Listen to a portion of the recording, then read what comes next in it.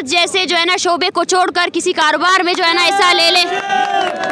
اگر آپ کو ان ماؤں بہنوں کا درد نظر نہیں آتا ہے, اگر آپ اس کو کوریج نہیں دے سکتے ہیں, تو آپ صحافت چھوڑ کر کسی کاروبار میں جائیں اور وہاں کاروبار کریں. آپ میرے لیے صحافی نہیں ہے بلکہ اسی ریاستی جو نظام ہے اسی کا حصہ ہیں. Thank you. اور ان 5 ماؤں کو کیا کہیں گی جن کے کل یا پرسوں بیٹے اٹھائے گئے ہیں غازی یونیورسٹی کے, وہ ابھی تک مل نہیں رہے, یا کیا معلومات؟ میں ان کو یہی کہنا چاہتی ہوں کہ ہم سب ان کے ساتھ ہیں, اور یہ مارچ تب تک آگے نہیں جائے گا جب تک ڈیرہ غازی خان کے گرفتار اسٹوڈنٹس کو رہا نہیں کیا جائے گا. اور یہ انتظامیہ, میں اس کو یہی پیغام دینا چاہتی ہوں کہ ہم یہاں احتجاجی دھرنا ریلی کرنے آئے تھے اور ہم احتجاجی ریلی کر کے رہیں گے.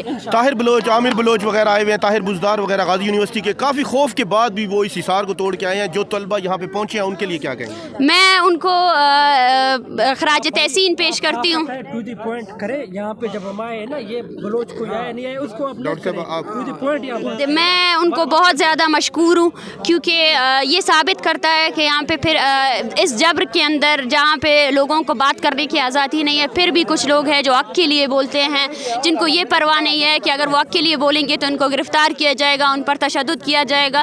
اس سے ہمیں ایک اچھی امید ملتی ہے کہ شاید اس ملک میں ابھی بھی انسانیت باقی ہے, اور شاید اس ملک کے واقعی میں اس ملک کے سارے جو فرد ہے, شہری ہے, وہ سب اس نظام سے بیزار ہے. اور وہ سب ڈی جی خان میں کب تک رہنے کا ارادہ ہے؟ ڈی جی خان میں رہنے کے لیے ہم اپنا آئندہ عمل ابھی میڈیا کے تھرو کریں گے, لیکن جب تک ہمارے ساتھیوں کو رہا نہیں کیا جاتا ہے, جن لوگوں کو ڈی جی خان سے جو خیر خواہی کے لیے ہمارا ویلکم مارچ کرنے آئے تھے, ان سب کو رہا نہیں کیا جائے گا, یہ سڑک تب تک بند رہے گی.